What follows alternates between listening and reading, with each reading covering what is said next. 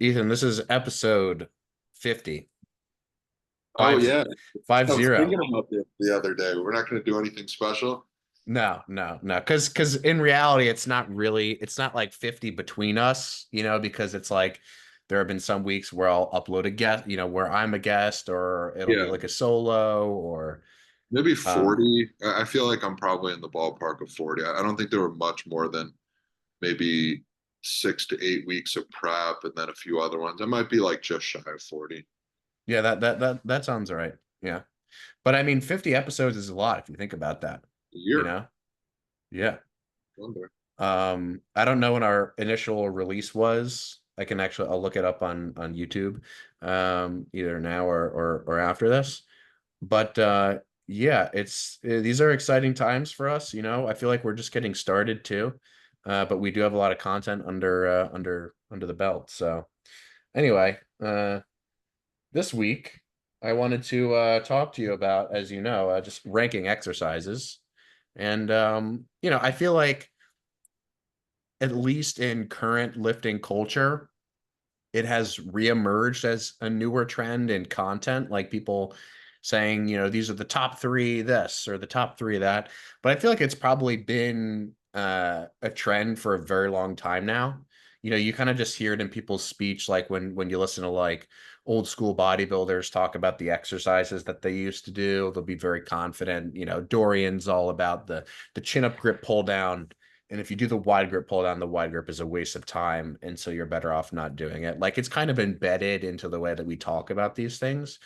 And so I think that's a problem. I think that it can give people a false sense of clarity about like what they need to be doing, which in some cases you could argue is a decent thing. But I wanted to start out with a question for you, which is what do you think the best exercise is? Like just for people, just quick takeaway, what's the best exercise? And what can people know that walking away from this podcast, like I definitely need to do this exercise?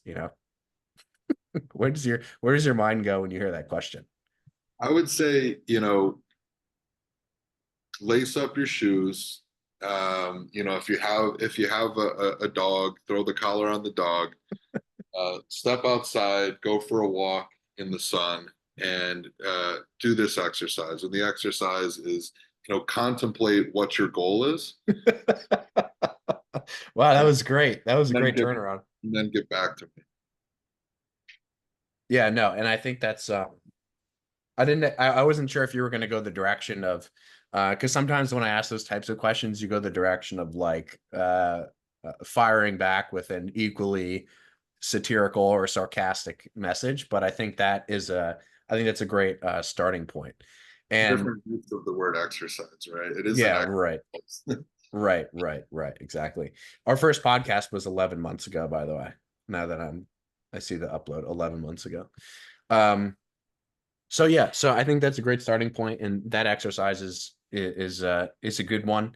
And I think that the tricky part about this is that when someone has a defined goal, such as, I want to grow my lats, or I want to grow this, like ultimately in, lifting related contexts, people's goals often relate back to growing this or that, or getting this stronger, or getting this pattern to be improved, whatever it happens to be. I feel like it oftentimes leads back to something that you can trace to some knowledge of anatomy, some knowledge of like physics, some knowledge of programming. So I feel like even if the average person does sort of lay out a goal, and oftentimes it ends up being like very broad, which isn't necessarily a bad thing. But I do find that when we talk about like what the best versions of these exercises are for whatever goals people happen to have, it becomes very difficult to sort of parse the minor differences between variations. It's like, should I do a narrower grip pull down or like a wider grip pull down? Like how big is the difference between those two things? I think start to paralyze people. So I kind of wanted to maybe just lay out a framework for decision making more than anything here.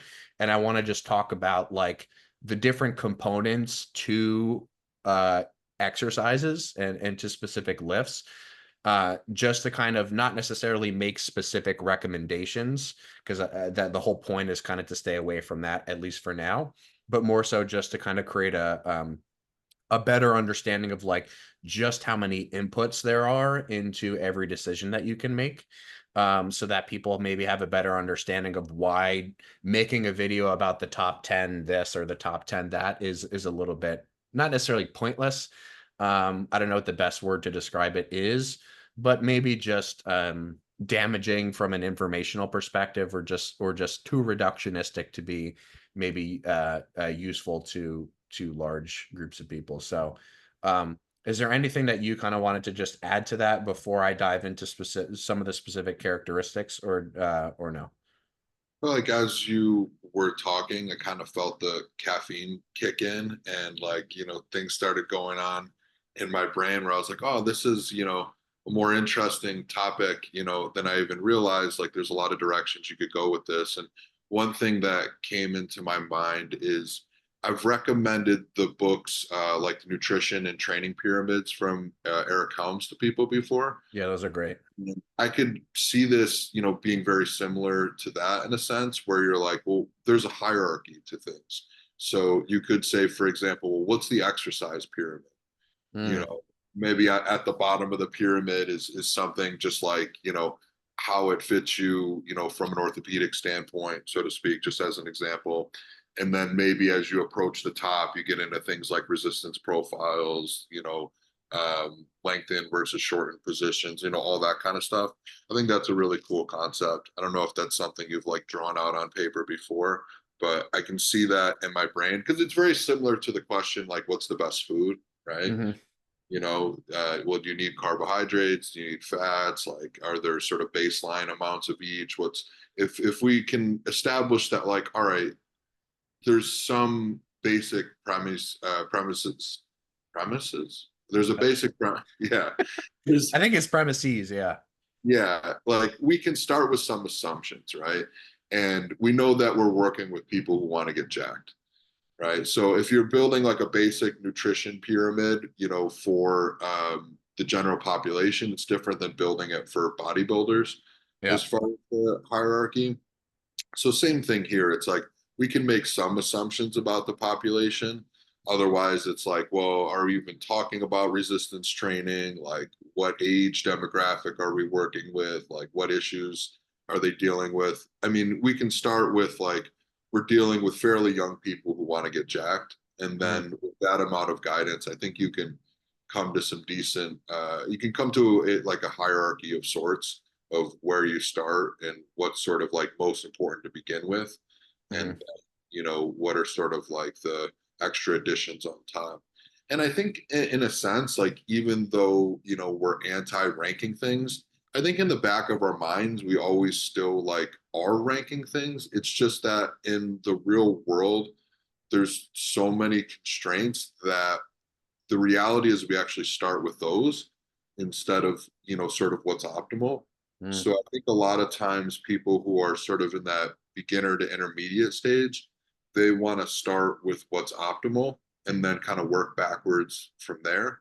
Whereas I think once you've kind of been through that and been in the game a little bit longer, it's almost easier to just start with what are the constraints and then work back from there because there's always something, whether it's like the equipment you have available, the injuries the person has, the size, and shape of the individual. Like I've probably given the analogy on here before of like looking at, the Cheesecake Factory menu. And it's like, it's much easier to just start with like, okay, I'm not eating breakfast. Like I, I don't want soups and salads, and you kind of like make your way to the middle of the menu, and then you just have fewer and fewer decisions if you can just say what you don't want, if you don't quite know exactly what you do. So I Yeah. think in practice usually that's the way we go about things, is just like narrowing down the options by the constraints of the person and the environment, and then it makes it pretty easy to choose from there. And then it's just a little bit of experimentation, just giving an input, seeing what response we get out on the other end, making a tweak, And then, on top of that, we get to the top of the pyramid, and maybe we're saying, oh, if we, add a handle or a pad or whatnot, now we can take out this little bit of, residual discomfort, or maybe make the profile a little bit better. But those are sort of things we do, maybe after the fact, where we're like, ooh, if we make this little change, it'll make it that much better. But it might not be the first thing that we're looking to do, and sort of, throwing out the baby with the bathwater if we start at the top of the pyramid and work our way down.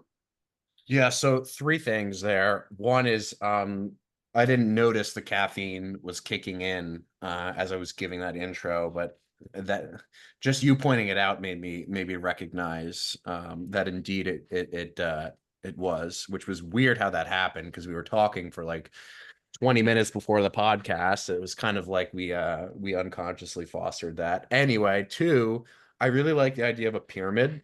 That's a great thought. I hadn't thought about that. But one of the issues that I ran into while writing about this is kind of like I agree with the point about we always are kind of doing this conscious or unconscious ranking in our heads. And when I'm writing about this stuff, I notice that I have a bias toward like specific things. So, for example, the first couple of things that I thought of in relationship to um, exercise selection is, well, it needs to be like comfortable, which is also the first thing that you said, because I think it's like you're kind of working with a non-starter situation if you're not comfortable doing what you're doing, or if it's just not going to be iterable or sustainable. Comfort, resistance direction has to be at least somewhat appropriate to what you're trying to do. And then you also need to be relatively stable, meaning that what you want to make a rate limiter is at least mostly the thing that is doing the most amount of work. So it's like those three things. It's like comfort, resistance, direction, some kind of stability aspect.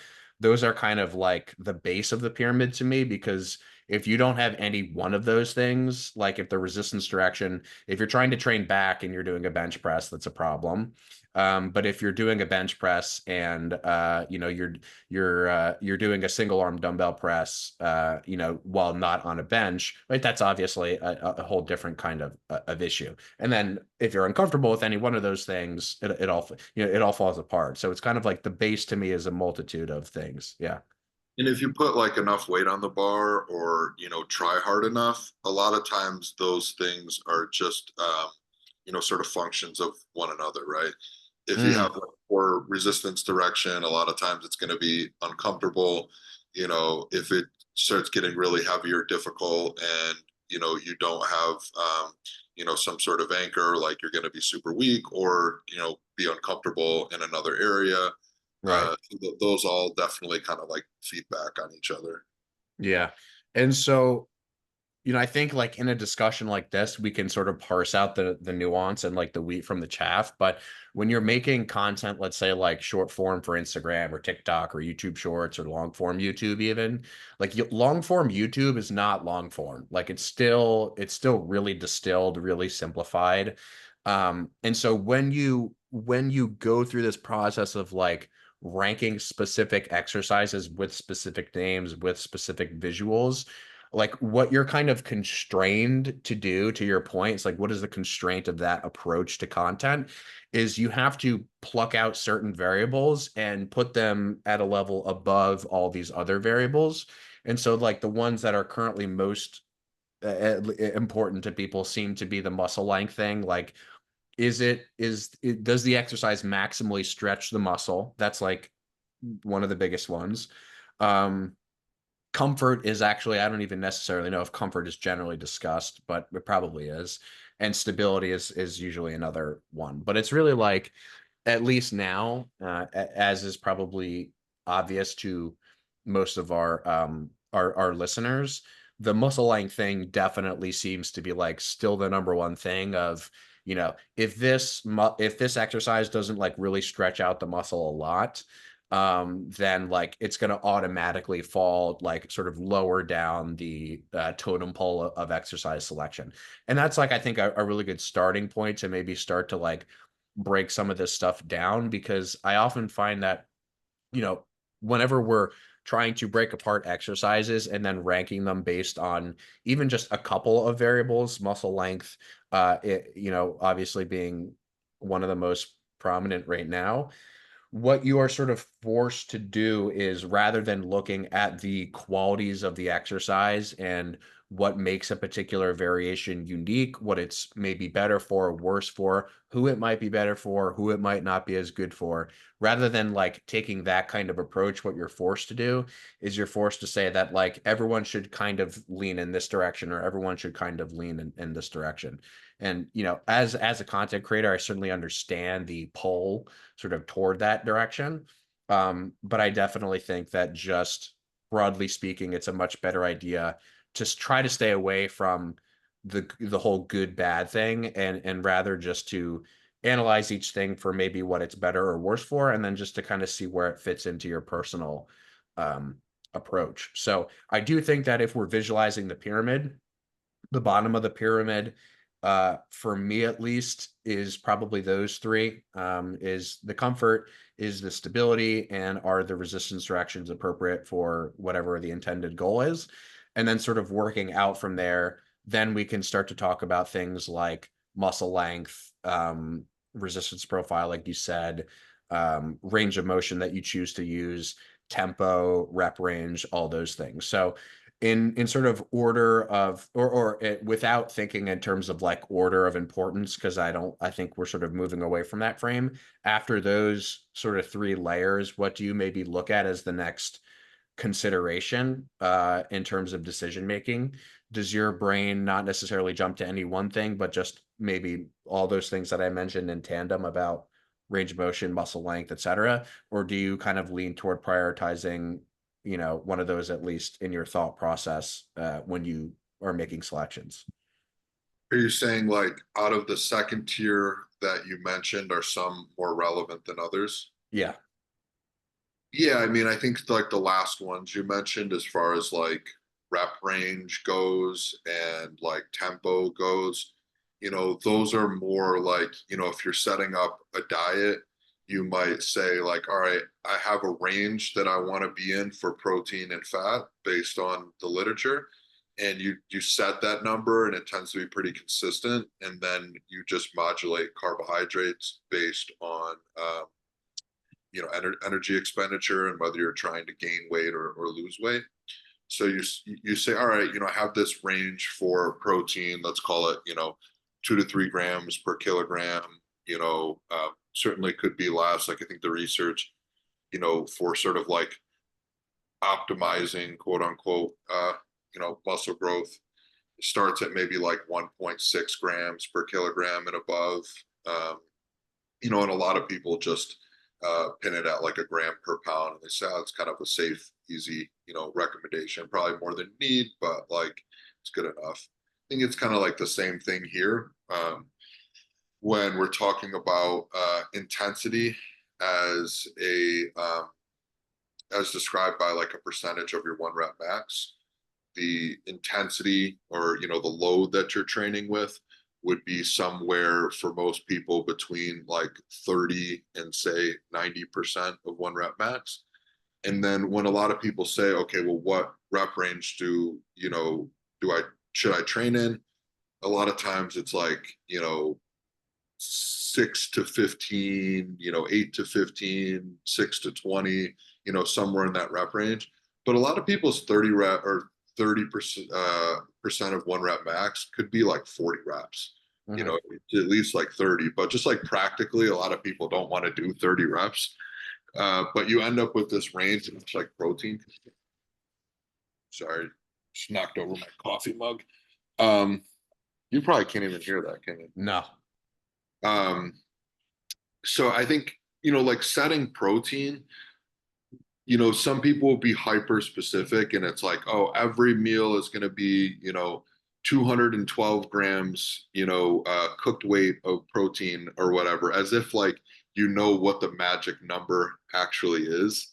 Mm-hmm. Whereas for me, a lot of times it's just practical application, where it's like, if I eat a lot of meat comes in like half pound, like vacuum sealed bags or whatever. Like if you get a pound of beef, Mm-hmm. if I'm eating 5 meals a day and I'm getting like half a pound of meat, and then, there's like a protein shake here or there, like that gets me to where I want to be. And I'm like in the general range I want to be in, and then I just work off of that because there's just no like if I go up, 30 grams of protein and down, 20, 30 grams of carbs, it's not like I'm going to be able to look at my physique and be like, oh, I'm like putting on more grams of muscle with like, 20 more versus 20 less grams of protein. You just kind of have to rely on generalizations, Mhm. from the research and practical application.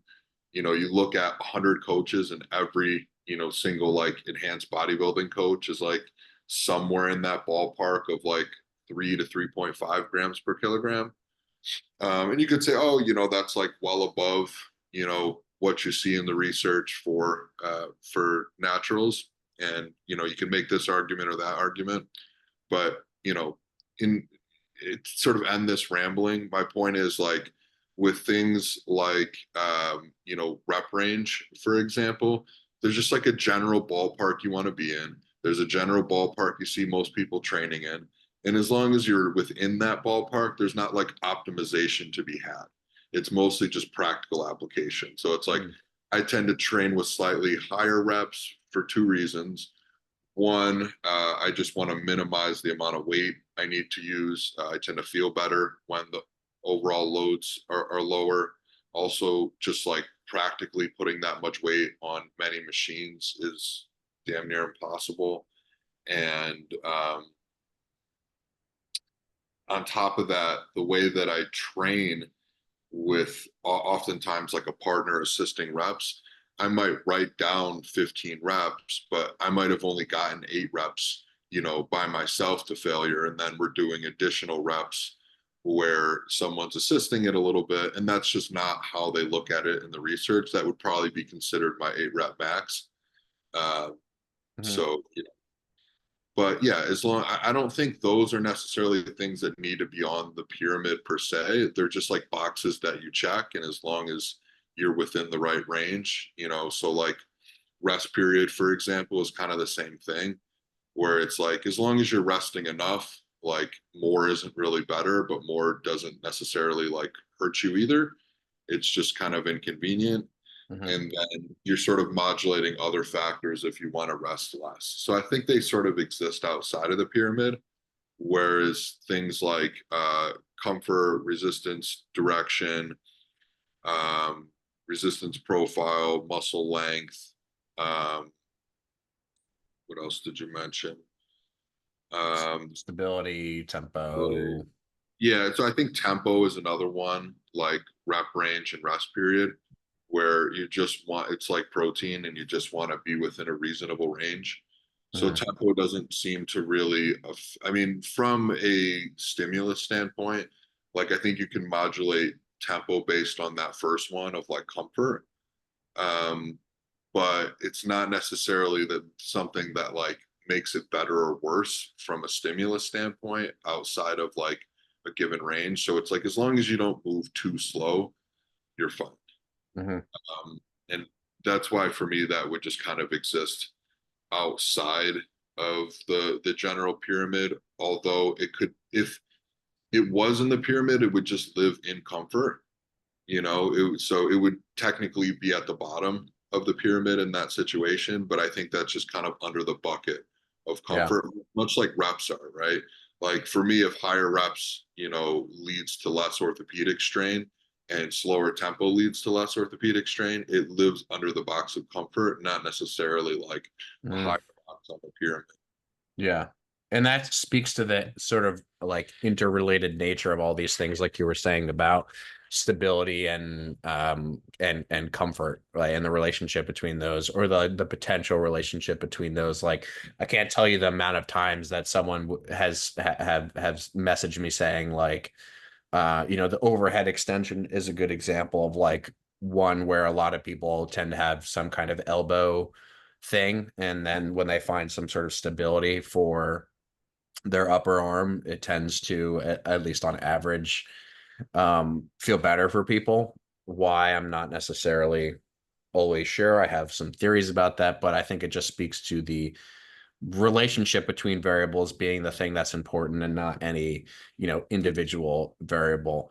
And that's like I mean, this whole this conversation as a whole, um, is like it by nature like has to be nuanced, right? Because by definition you're talking about like the weeds and like what contributes to what we call something like stability, or what contributes to muscle recruitment or muscle length, and understanding that stuff and how it's integrated. But I feel like practically speaking it can be fairly simple, like in terms of just understanding that there's like I guess what I'm saying is my biggest problem with this whole conversation and the way that it's being had or communicated on social media is just the fact that it leads people to create unnecessary constraints around their training. And they're oftentimes constraints, or they're oftentimes based on things that don't really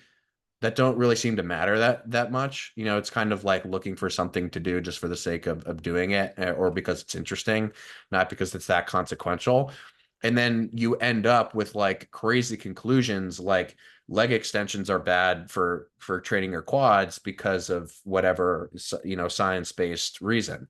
And to me it's just like someone will hear that and take it super seriously, and then assume that like leg extensions are in fact a waste of time and that they shouldn't be doing it, when in reality that conclusion was only created because there were certain variables that were held as more important than others. Um and and and i and i just think that when people are like learning the stuff for the first time, it's very difficult to sort of parse out what is meaningful to the conversation, what variables and what interactions of what variables are important. And I think it's damaging for people to be overly restrictive about like the kinds of things that they're willing to do. Just to bring up an earlier example of like Dorian made this piece of content a couple weeks ago about how wide grip pull downs are like a total waste of time, like dumb exercise, and how you should only do the chin up grip pull down. And someone will listen to that who's like a Dorian fan and just never do the wide grip pull down ever again, even if it's an exercise that they like a lot, or that they perceive that they benefited a lot from. And even if it's the only exercise they can do comfortably and sustainably, despite the fact that other options are uncomfortable, it's like, well, this person said this thing, so I'm just going to sort of blindly subscribe to it and sort of roll with it forever. Um, so anyway, sort of returning back to maybe something more practical, I do think that as long as you're starting from a particular goal, right? So let's say goal is to train, back tissues, broadly speaking. I know that like something, some exercise that's going to train my back could be a row, could be a pull down, could be something in between, could be a reverse fly, something that feels like it's working my back muscles, right? So you start from that point, you say, okay, broadly speaking, what should this look like? That sort of encompasses resistance direction oftentimes, and comfort is embedded within that. And then you say, well, okay, what, after you've identified sort of what the motion should look like or should feel like, you then maybe should look toward the stability aspect of it, right? So if you are doing a cable row and you are standing up without any support, it's going to be very difficult for you to actually challenge your rowing tissues, your lats, your upper back, if you don't have any kind of counterforce to prevent you from falling forward. So you might say, okay, how do I prevent that from becoming a limitation? Okay, maybe I use my feet, maybe I use a chest support, maybe I do a pull down variation, where I have something on my thighs. So you kind of work, forwards from, I've identified this muscular goal. I know what an exercise should at least broadly look like in order to train that muscle. I then make sure that it's comfortable and that I am not encountering some kind of rate limiter that is not the target tissue. And then after that point, we can start to worry about things like muscle length, which I think ultimately for me, just to dive into that aspect of it, more so like when you have enough exercises and enough variety of like similar exercises, I kind of feel like the muscle length thing oftentimes works itself out. I could be wrong about that in some cases, but like when people talk about quad training, for example, generally speaking, outside of like the hyper specific scientific, science-based niche, people are like, I'll do like maybe some leg presses or some squats, maybe some lunges, and then I'll do like leg extensions, and that kind of covers most of what people I feel like need out of the quads. Maybe a little bit oversimplified, but I feel like you see versions of that for most muscle groups, right? Like people say, oh, I do standing calf raises and I also do seated calf raises.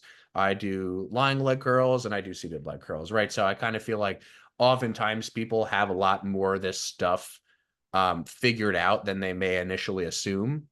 And when it comes to specific muscle groups where it may be a little bit trickier to do that kind of thing, like let's say biceps or triceps, oftentimes those are the muscle groups where it probably is not going to be as relevant. Just to use the biceps example, it's like the difference between maximally stretching your short head of biceps and long head of biceps is very, very small in terms of the actual length difference of the muscle. And so it's like, all right, if you're doing preacher curls, you're doing maybe a cable curl at your side, like you're probably okay. And same thing kind of broadly applies to the tricep. So um, I feel like a lot of people, once they have those sort of maybe that base layer of the pyramid taken care of, a lot of other things, especially as you experiment and progress in those exercises over time, a lot of things start to kind of come up in terms of like the solutions that you may need for your specific situation. Like on week one of doing a motion, it may be comfortable until, week 4, 5, 6, maybe at some point it starts to get uncomfortable. And then maybe you make a slight change, right? You make a slight pivot. And eventually you do that with enough exercises and you kind of arrive at a place where it's like, you've arrived at a group of exercises that is not only productive and appropriate for you, but that you yourself have sort of figured out, right, based on your own experience rather than the experience of someone else or this quote unquote scientific recommendation based on research that may or may not have application to your specific situation. So I guess my conclusion there is that it's an amalgamation of of things that are contributing to this decision making. Um, anything in any of that you wanted to comment on?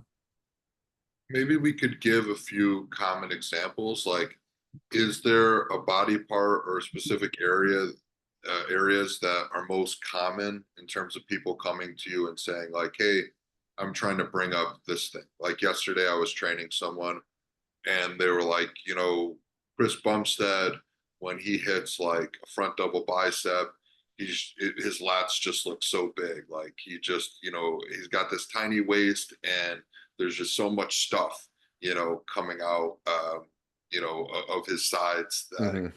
wing-like appearance. Like, how do I get wings like that? You Yeah. know. So then we started discussing like exercise selection from there. Are there some common ones where people say, oh, maybe in my experience, like, oh, I want to build my upper packs, or I want to, get wider, through the lats. I want to bring up the sweep in my quads. Like, maybe those are the three most common things that like come to my mind, from a Hmm. bodybuilding perspective. Uh, what's been your experience there? Yeah, I would say because I definitely have a little bit of like a like a unique audience or weird audience depending on what word you want to use there. I'm a pretty weird guy, so I mean it makes sense. Um I would say other than the ones that you mentioned, because those are probably the most common, I would say probably upper pec is the first thing that came to my mind. And then lats as a whole, upper pec and lats. I would say neck neck and forearms are neck and forearms are two big ones for me in my experience thus far. But the thing about neck, so maybe this is a good example to kind of parse through, right? Because when people say neck, they usually don't mean neck. They usually mean middle traps and upper traps. That's what they mean. And when people like see people with like actually big necks, they're really talking about like people who have scalenes that have just become like tree trunks, people who have developed, SEM, sternocleidomastoids, like cervical erectors. Like people are not really talking about growing their necks. They don't want to look like someone who has a really truly thick neck. Um, They like want to that. look like someone on drugs, basically. Yeah, they want to look like someone who has massive traps and delts. Like it's very, it's a Very much different similar. thing. Yeah. Yeah. It's like no So, one is going to grow their traps, that substantially. Or else I'll correct that and I'll say no one's probably going to go about training their traps by like doing, neck extensions and neck rotations, and not to mention the fact that I probably wouldn't recommend that. Most people do that anyway, right? So we take that example and we say, okay, well, if I'm trying to grow my middle and my upper traps, how is it that I work backward from that question? Is that kind of what you were getting at? yeah, yeah, we could just give, the most common examples and then just the most common environments, right? So for example, like most gyms people train in have hammer strength. Mm-hmm. Let's say for example, we went with the lats, the example that I gave, you know, we could talk about what people have access to commonly and then, what might be some real world solutions and kind of like how we walk through it in our head. But Mm-hmm. if we're going to do that beforehand, I do have, two kind of questions that lead into it. One, I guess, with like the neck, it's or quote unquote neck when you're talking about like upper and middle traps. I mean, my thought on that is just like that's sort of the stuff that gets trained no matter what, and it's just like a volume type of deal. Like if you're not thinking and you just pull on things and pick up things and do a lot of heavy shit and Yeah. and take drugs, like that's the shit that grows. So it's just like you see people with like big arms and big traps, and it's just like they're doing a lot of volume and taking gear.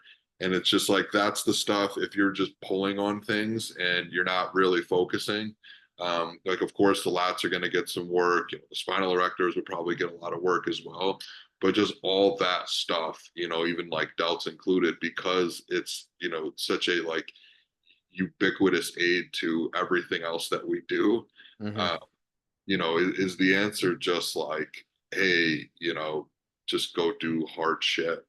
And then the second thing that came to mind is with the upper packs, like, is that even a thing? Like, is what people, much like with the neck, are people seeing what they think they're seeing? And is there really any shot of, you know, isolating that in a way that's going to get to the result that they uh, care about in reality? Mm-hmm.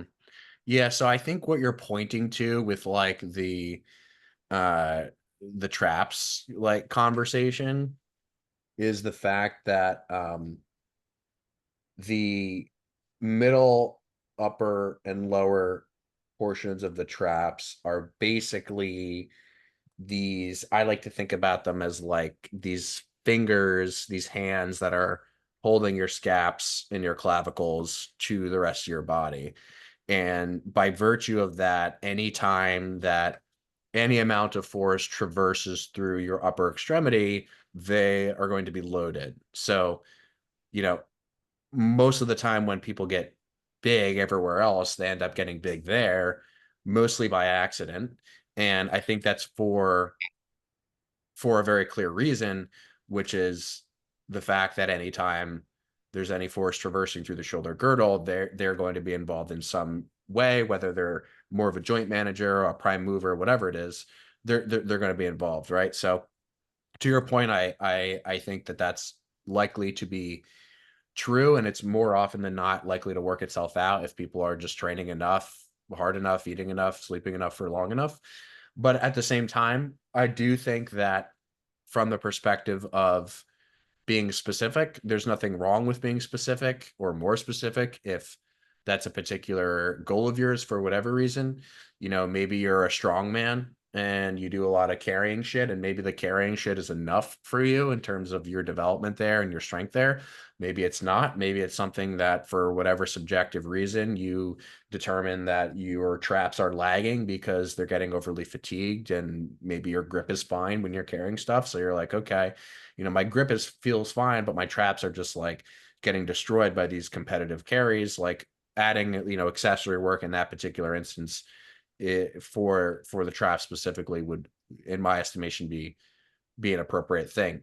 You see something very similar work itself out like in powerlifting. Powerlifters, they mostly, especially powerlifters who are elite level. Of course, there are many confounders, but they're often just doing shit tons of deadlifts and rows. And powerlifters more than anything else, I think have very, very well developed traps, like on average, especially relative to the rest of their body.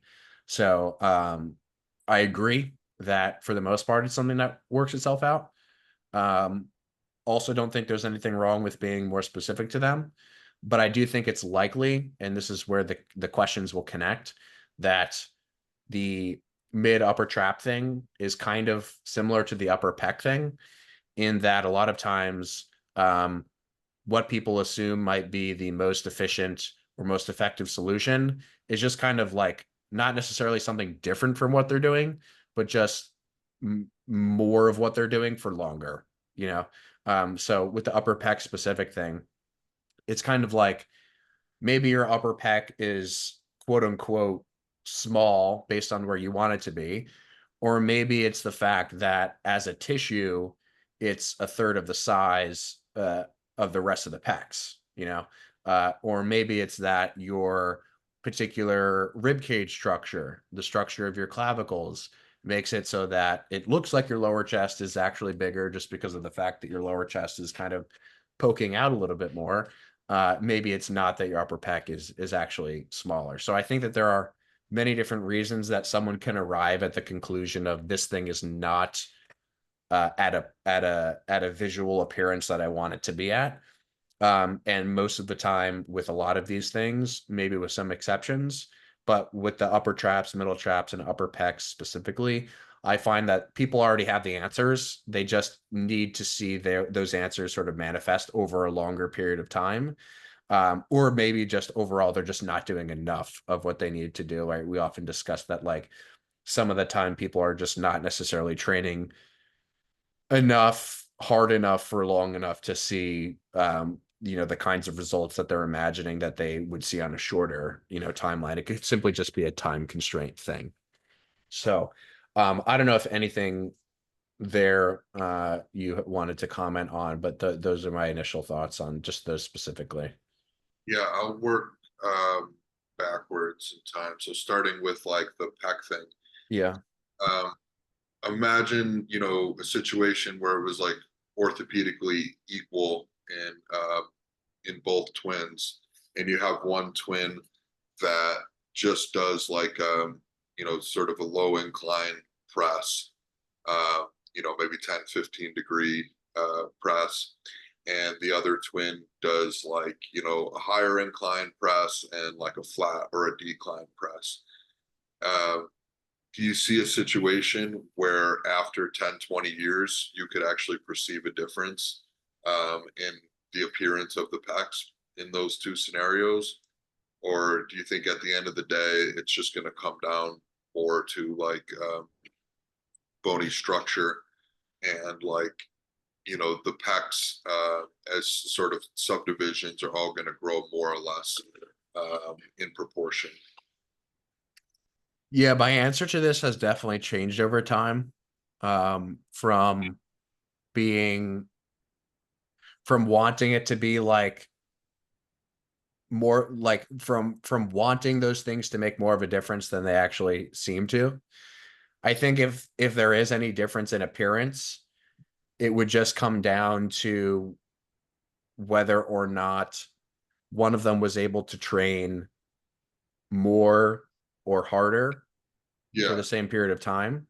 And so in a sense, it's like the variety may allow for that, but the results weren't because of the difference in angle or variety. It was because someone was just able to train with higher efforts in higher volumes. yeah, and that's Um, why you have the pyramid, right? It's like the yeah. orthopedic considerations first. So, if you're able to do more, and I think you've expressed to me many times that like you're contextualizing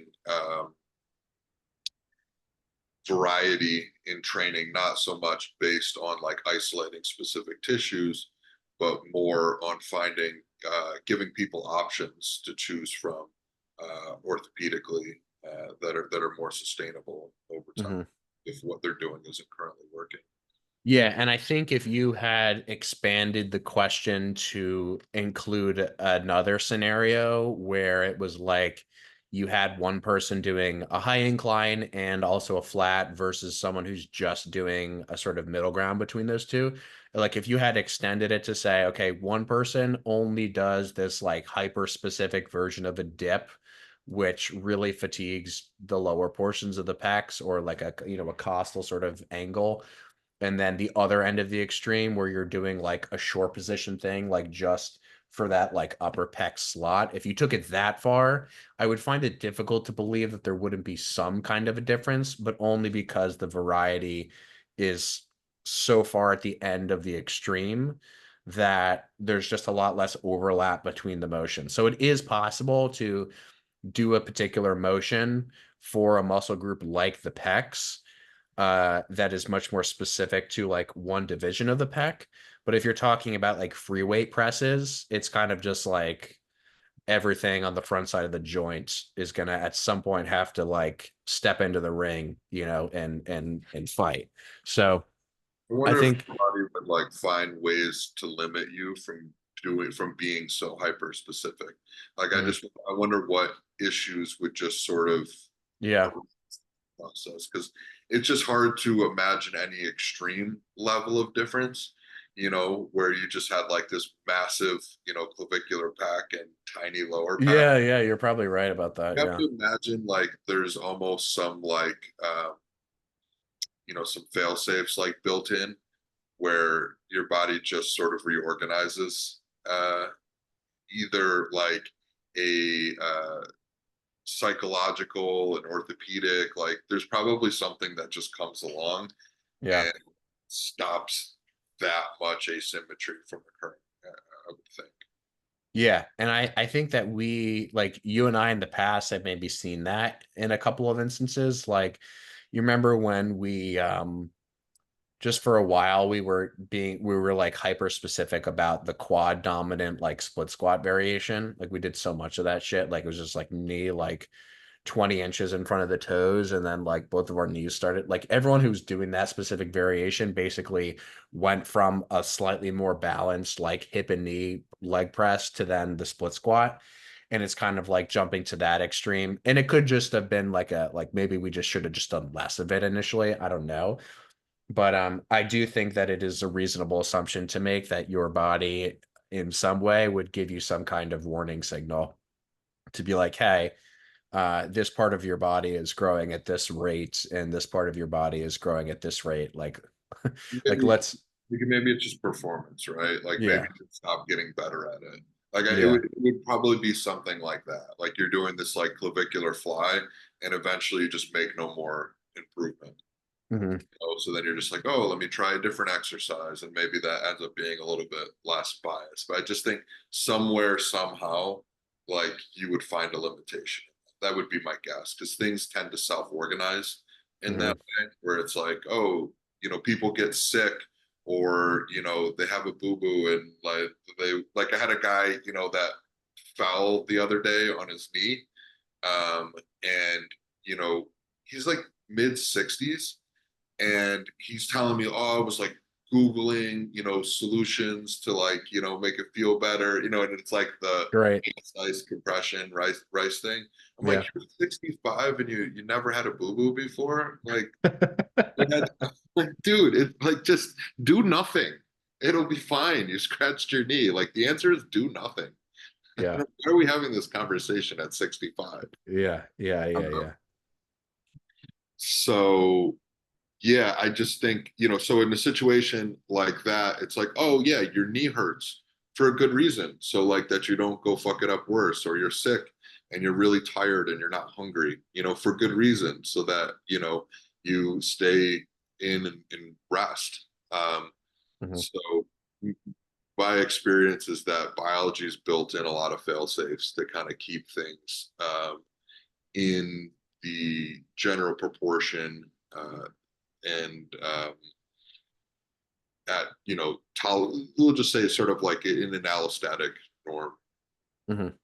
Yeah, and so I think that like with certain muscle groups, this probably a lot of muscle groups this probably applies. Um, so for but of course, like we have to be specific about the motion. So for example, like, to give the flip side of the question that you posed, like if someone only did pull downs versus someone who did like rows and pull downs, I would assume something similar. Um, if someone was talking from a lat specific level, like if we go back to where we started this thread with like giving concrete examples of lat specific stuff, I think it's reasonable just organize it in that instance by something that's more like a horizontal ish type of row and something that's like a pull down type of thing.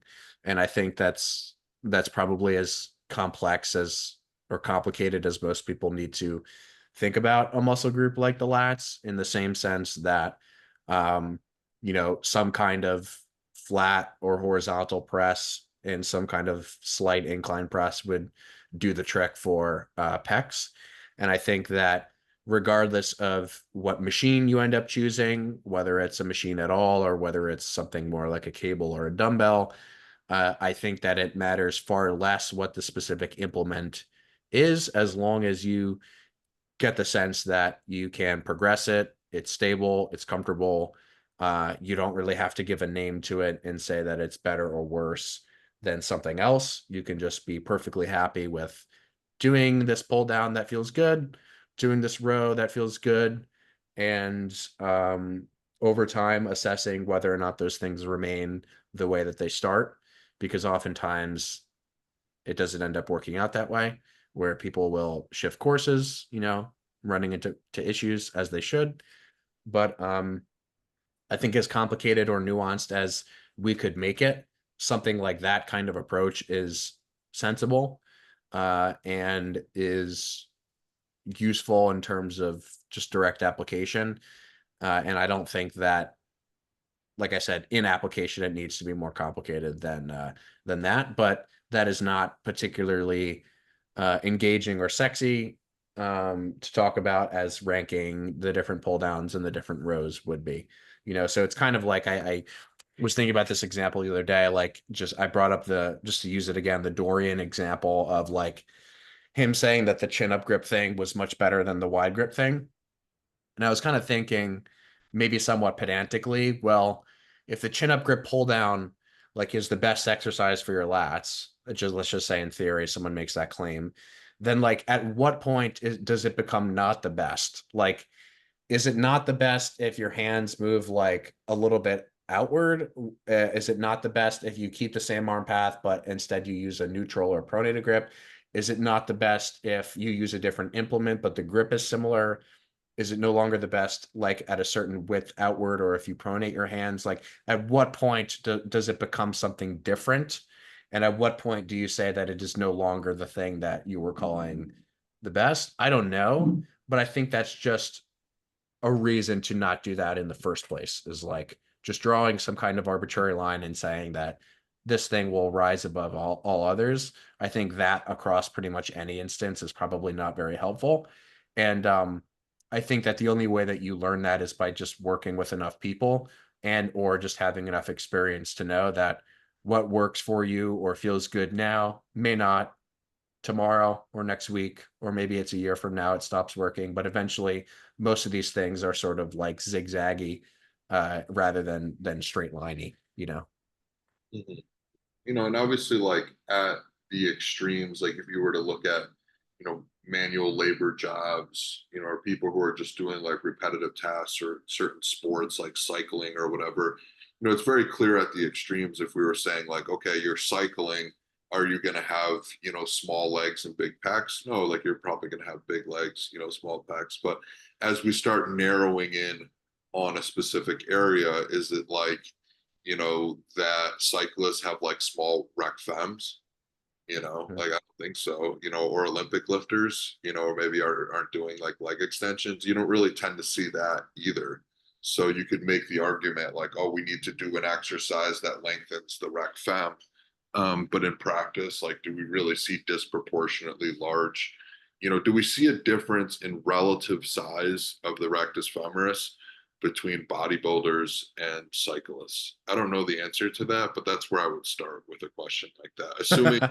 Assuming that the cyclists aren't doing a lot of leg extension training, which, I don't know, maybe they are.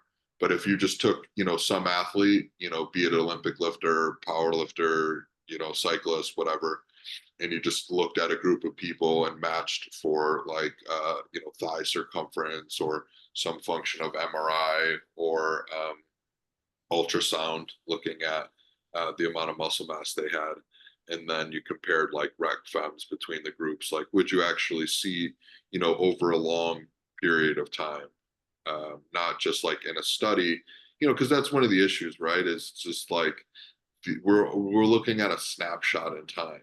We don't when we're doing a study, so we're looking at 8, 12, 16 weeks. But what we really want to know is what happens over a career. And those could be markedly different things. Because as I mentioned before, there's a lot of inputs happening internally, externally that just become limitations that we're not aware of in the short term.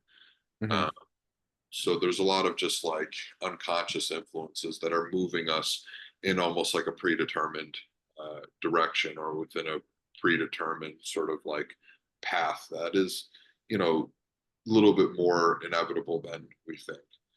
Uh, the other thought I had on the whole like trap question was just that like a lot of people I think asking about having bigger traps because like the really like you mentioned before, like the strongman, the professional bodybuilders, like the really jacked people already have big traps. Like you Mhm. don't really hear any bodybuilders talking about like bringing up their traps very often. Not never, but it's not a very common thing. And if it is, a lot of times they're just looking at people with like a structure to their traps, much like with calves or something that's just kind of built to really stand out. And maybe they don't really train traps at all, but just the way like, when Dexter Jackson hits the most muscular, his traps just like really pop out. But it's not because, he just does so many shrugs or whatever. Mhm. But anyway, my point is like usually the people talking about building big forearms and necks are not hypermuscular people. And they're also really interested in isolating specific body parts, which is why they're coming to you. So they're probably already training things like in isolation to begin with. And maybe in that person, who's not doing this as like, a full-time job and is not hypermuscular, maybe it's almost like they need to go in the opposite direction and just be less specific. Mhm. And maybe that's like a more efficient, route to it. It's like they're doing all the specificity for their back and, they have an exercise for their upper, lower lat and, rear delt and, up, rhomboids, teres, etc. And maybe in this case, like if they want to look more like these big strong people, maybe they should actually just do more of what those people are actually like. Maybe that's the simplest Mhm. answer is actually just be a little bit more broad in the beginning versus being more specific. And maybe the answer is actually just pretty simple. Mhm. And Yeah, doesn't and mean you have to do, a bent over row or a dumbbell row or whatever, but maybe, you just do 2 or 3 exercises instead of 6 and you get more bang for your buck.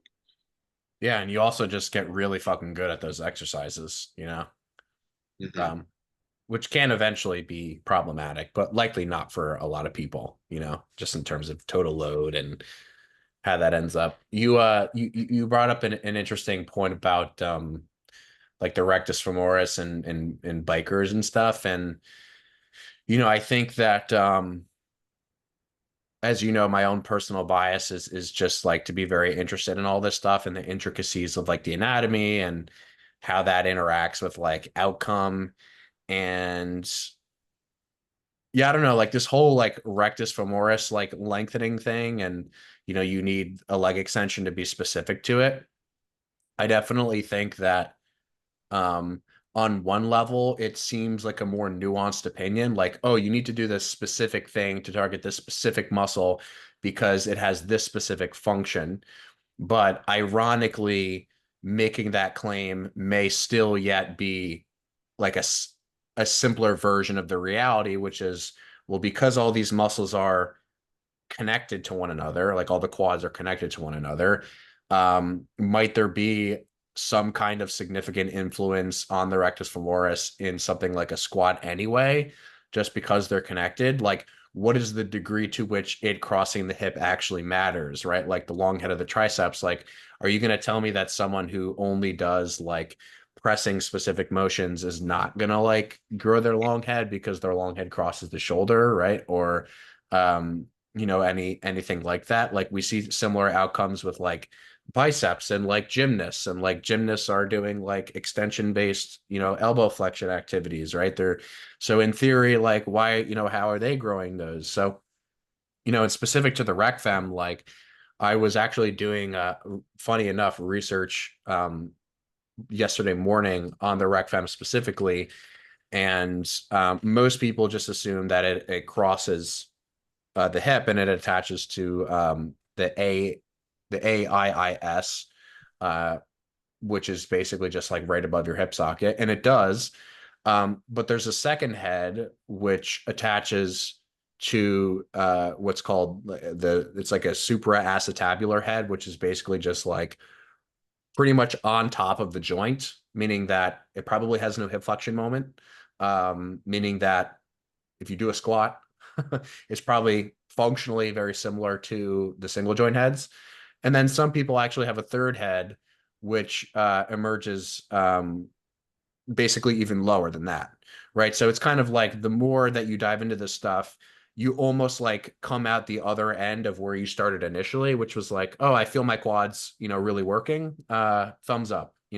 We don't have to then go into these deeper dives, at least in many cases, and make recommendations based off of that. Maybe more nuance would actually sort of pop you back to where you began with, kind of like that meme that I was showing you, the other day with the bell curve, right? The Like midfoot meme. in general, biology is just so redundant. It has so many backup plans for survival. Yeah. And I just feel like when you're on the top layer of that, you feel like you can beat the system.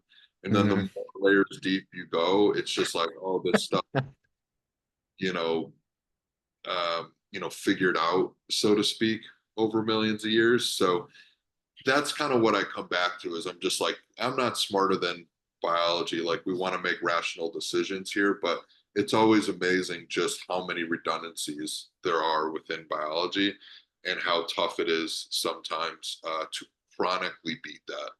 Hmm. So acutely, a lot of times you can win that bet. Like let's say your mate, you sometimes people will ask me like, oh, I'm getting ready for this photo shoot. Like, how should I manipulate like my water and sodium or whatever?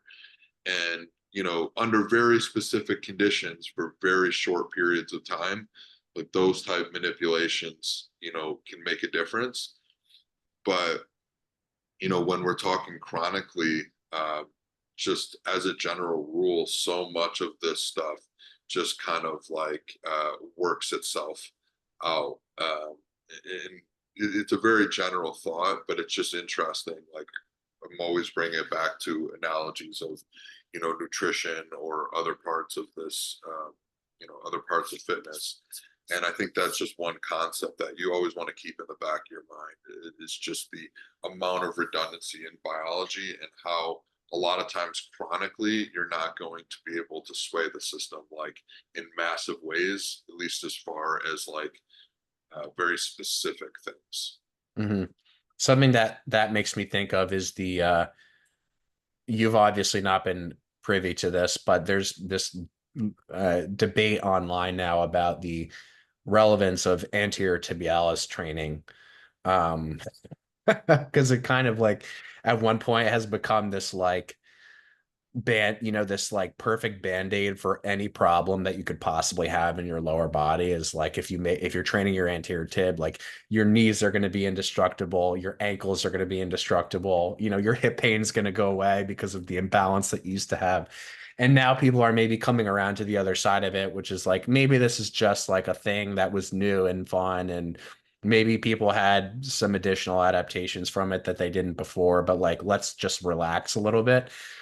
Because there are people now who, have sort of integrated that conversation with the conversation around barefoot training, and then people are making claims about like NBA athletes and like, imagine if NBA athletes didn't have, the shoes, like if they were forced to wear barefoot shoes on the court, like they would just immediately crumble, and I'm like, really? Like, you really think Steph Curry needs the shoes that he's wearing to like, embarrass like people that he's playing against? No, this is crazy that we're having, but just is kind of like illustrative of a similar point, which is like the perception that this very minor intervention, which may be very high ROI for some people in very specific instances, like this idea that this one little tweak, this one additional exercise, this one anything could really be the thing to move the needle, I think that is the essence of the whole exercise ranking thing that bothers me, is that it's just like always this very unidirectional, myopic um, perspective that like sucks people away from, I think, bigger picture things. Which isn't to say that the nuances don't matter or that they can't, but rather that people are maybe just coming away with conclusions that are not practically that relevant or helpful, and in some cases can be very unhelpful and counterproductive, and can lead people to form assumptions that move them in the wrong direction, pretty rapidly. Um, so yeah, that's pretty much all I wanted to talk about. Do you have anything else you wanted to You want to finish up just go with? over maybe one example, like the, lats, for example. If someone says, hey, I want to grow the part of my lats that stick out from the front, when people are looking at me face on. Um, and, I train at an Equinox or, Gold's Gym or something like that. We say, all right, we're just thinking like this is probably what they have access to. This is probably the tissues they're thinking of, and maybe just walk through like how we would, where we would start with that question. Yeah, so I would just start with, all right, like, what do all of your lats do, and what are like the subtle differences when, if you look at them from a like a specific anatomy place, all of them attach directly to your arm. All of them sit on the back side of the body, which means that essentially something that is trying to pull your arm off of your body forward or upward or slightly out to the side is probably going to be, a sensible option. So you start with like, what direction of resistance might I need to use to target this tissue? Something that is probably pulling your arm forward or pulling your arm upward or some combination.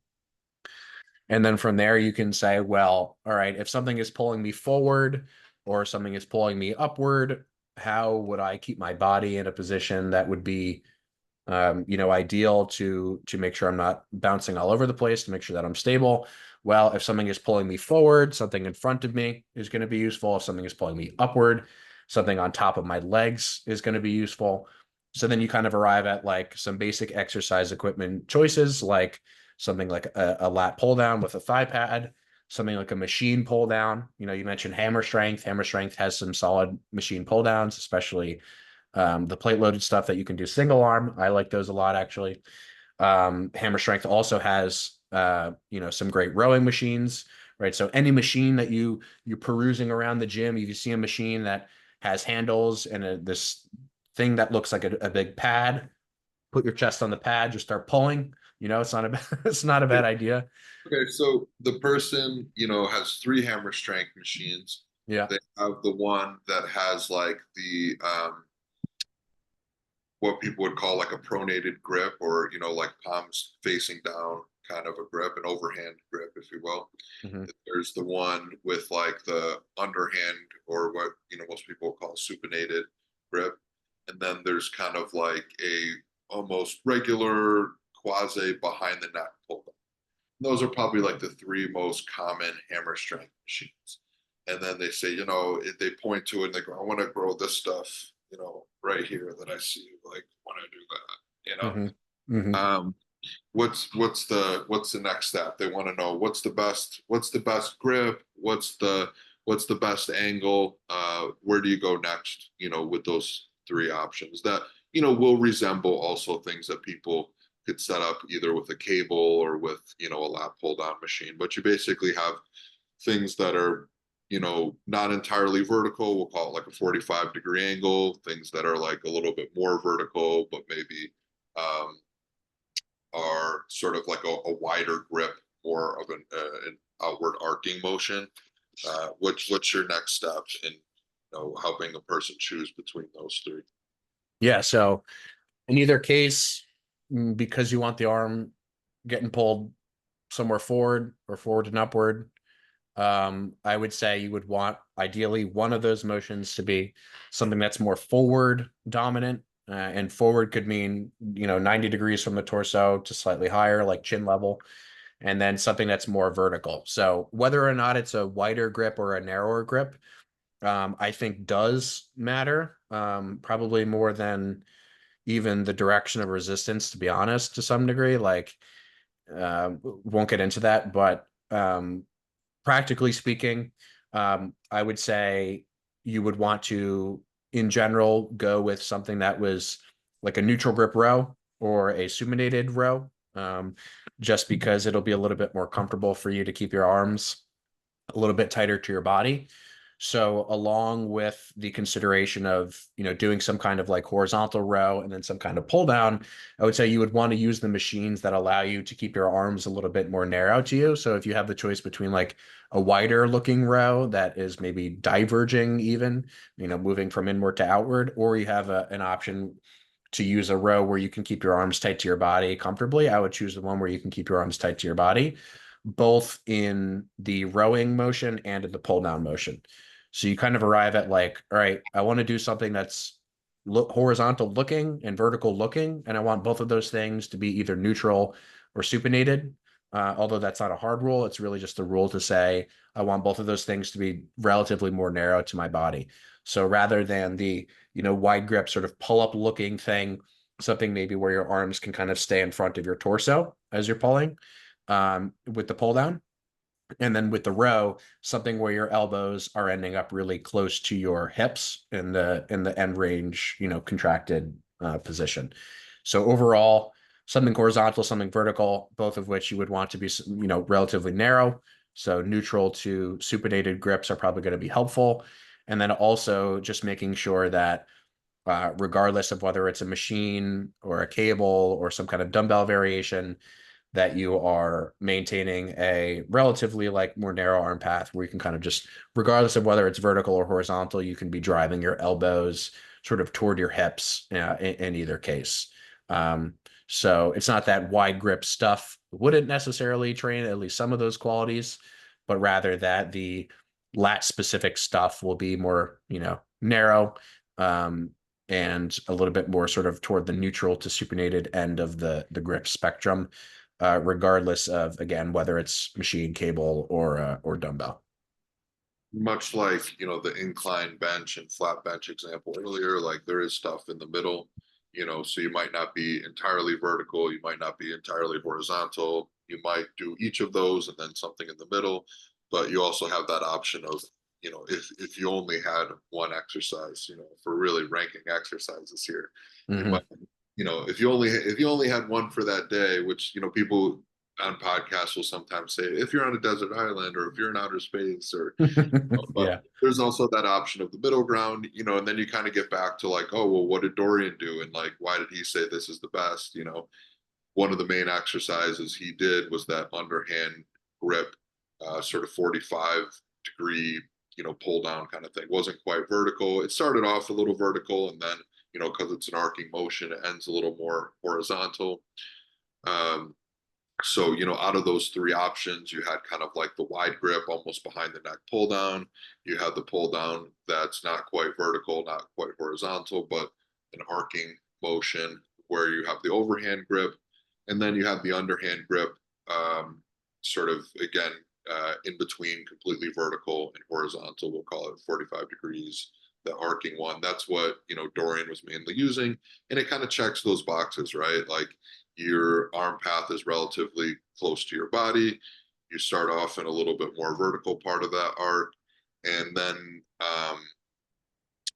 we could talk about the other layers as far as like resistance profile, as far as muscle length.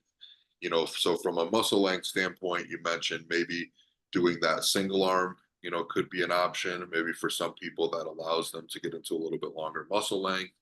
We could talk about what you're doing, with your shoulder complex. Like, are you allowing for some like elevation at the top of a movement that is pulling you in that direction? So as far as resistance direction goes, and then with profile, most the hammer strength stuff is built to be heavy in the short position typically. So the moment arm just gets longer as your arms get closer to your body. And some of these machines, based on where you set up, you might be able to manipulate that. So you'll see people with the hammer strength machines a lot of times maybe do it kneeling or do it stepped back or put some pads, between you and the chest pad. And all of those things allow you to start sort of further on in the arc of the machine. So if it started, typically started here and ended here where it was heaviest as you're pulling down, maybe if you were kneeling or if you, put another chest pad in there, instead of starting here, you start here. And the back of the machine where you have the weights ends here instead of here, thus, getting lighter as it gets closer to the axis over here.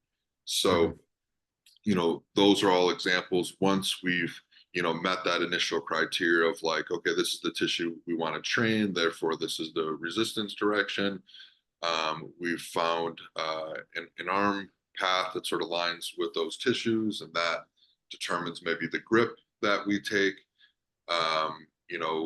From there we have what was the last one that I forgot before? Oh, the anchors, Mm-hmm. right? So the stability aspect you mentioned.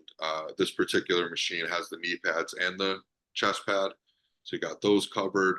And then we finally make our way to, how long are we getting those tissues? Now, for me, for example, maybe I would get a tiny bit more length doing it single arm, but with the loads I'm using and the prior history of back pain, I find it much more comfortable to have, more anchors and more stability. So when I do it bilateral, I find that to be something that's more sustainable and I'm more likely to increase performance on long term. Mm-hmm. So I've made my way up to the top of the pyramid and I say, okay, now I can either choose to maybe get a tiny bit more length, or I can come back to the bottom of the pyramid. And if you're not meeting that criteria at the bottom of the pyramid as far as comfort, then there's no reason to sacrifice a little bit more at the top of the pyramid. But in my case, I'm able to keep it bilateral. I use that particular machine, but then I put a couple pads between me and the machine's sort of chest pad, which puts me further back in the arc, which makes the resistance profile a bit better. So that's just kind of walking through this, hypothetical pyramid with a specific example of the tissue we're trying to train. Mm-hmm. And I think it's the conversation about the length change and the potential for it and how you frame that is really important for people, because if there's anyone who is like looking for the extra percentage points, it's you. And that was a really clear layout of how the maybe second, third, fourth order variables um, look toward the higher order variables in the stability and the comfort for guidance, right? So if in theory this extra 2 inches of whatever, this extra couple millimeters of length change in this muscle could get you X amount more gains based on this research. But when you make that change, it's uncomfortable, or when you make that change, it feels unstable, that you should likely prioritize the stability and the comfort. You definitely should prioritize those things over the muscle length change. So I think that For many people, the single arm versions of the motions that we were talking about can be helpful for other reasons other than length change stuff. Like some people, for example, just have the opposite problem where like double arm fixed implement, pulling is uncomfortable. And also just teaching people to move their scaps and their clavicles along with their upper arms can be tricky if they've previously been restricting the motion or have just never focused on it. So doing it single arm can be a way to sort of simplify what people need to focus on. You can effectively mimic the same motion one arm as you did with two arms. You're just setting it up one I side mean, at a time. a really good example is, my wife and I trained together, and for the vertical motion, I use a pull down that's diverging, but it has handles that revolve. So, I can choose a grip that's comfortable for me. And it diverges enough where my arms are still relatively close to my body. But if my wife uses it, it's super wide, regardless Yeah. of where she sets the seat, right? Like I could move the seat, for example, way up so that she catches less of that like diverging arc, even though, she has to be maybe like on her toes or something to do it, right? There's that trade-off of like, okay, as the seat goes up, we change where you are maybe in the arc or in the sort of width that you're at in a giving like diverging or converging movement. Um, and so for me, the way that machine was built, um, the width that it ends at when I'm in a more shortened position is still very comfortable for me. And the profile of the machine isn't great, but we train together, and especially on like back day, she can help me improve some of the profiles by just implementing little tweaks here and there. So, for example, when I do this exercise, as I'm moving through the eccentric and lengthening the tissues, like she is actually providing additional resistance to make the eccentric harder. And then she kind of gradually lets up. So she's pressing down on the back of the machine where the weights are to make the eccentric harder. And then I do the concentric by myself. Now, a lot of times we would do the opposite, where maybe at the end of the set, she's just assisting with the concentric a little bit and never touches the eccentric. The issue kind of comes down to how long the lever is. So if she Mm-hmm. has like a mechanical advantage, it's fine for her to help with the concentric. But on Mm-hmm. this particular machine, she would have to lift like 400 pounds. Mm-hmm. So it's way easier for her to press down, with gravity than it is for her to try to lift, the 400 pounds. Whereas another machine, she might have a huge mechanical advantage and she may be able to just the fingertip amount of help on a machine might really assist me at the end. Mm-hmm. Whereas this machine, she would put all of her effort in for almost no assistance. So in this particular case, I found a machine that allows me to sort of like, to get elevation at the top and get pretty good length as far as those vertical fibers, probably, most of the fibers of the lats. And I'm able to do that, with that top tier of the pyramid where the resistance profile is not bad because she's providing gradually more resistance as I move up towards that position. But for her, that same machine is just like too wide.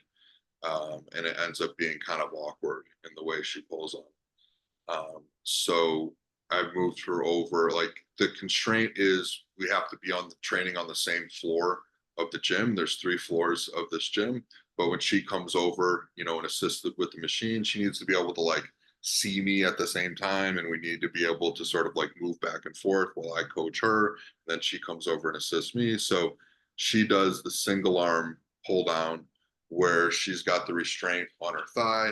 She's doing one arm, and yeah, the profile's not as good with her just doing a single arm pull down on the stack, but it's way more comfortable for her. It meets all of those initial bottom layers of the pyramid Mm-hmm. where she's got good stability, she's got a comfortable movement, and the direction of resistance lines up really well for her. and those are, absolutely the priorities. And the other one you mentioned is like rest periods. She's going to be resting a little bit less than me. So for her to do two arms and then come and or to do unilateral, one arm at a time, and then for me to do bilateral, it ends up being like more rest for me, less rest for her. Mhm. So it's funny how, you kind of like make all those considerations and kind of like a split second decision. But if you really go through and analyze it, it has all those layers to it. Yeah, absolutely. And I think just for the person listening, if you are, let's say, integrating lat training in a way where you're looking for fewer options, maybe just one pulling option on like an upper body day or something, and you're trying to choose between, do I do a row or do I do more of like a pull down thing for the lats? In the way that we've described, I would recommend going with the pull down just because the pull down or some kind of pull down resistance will encompass more of all of the lats as compared to like a rowing variation, especially one that's like purely horizontal or maybe even slightly lower to higher. Any kind of pull down variation will involve a greater surface area of all of the lats contributing relative to a row. So if you had to pick one that's more lat specific, I would recommend going with the pull down. And then, on another day, potentially you could use the rows, but, would be nothing wrong with just doing pull downs twice a week as well. If that was like, if you were super limited on time for whatever reason and you just wanted like the biggest bang for your buck with lat related stuff, I would say pull downs would take priority over rows, but rows are going to be really important for other reasons if your goals are also encompass, upper back related tissues and upper lats mostly. So I think that was fairly comprehensive. I think at the end of the day, the most important exercise is the one of self-reflection and and goal selection in tandem with self-reflection. So I think that's a good stopping point. You have anything else to add, Ethan? All right. Fantastic. See you all next week.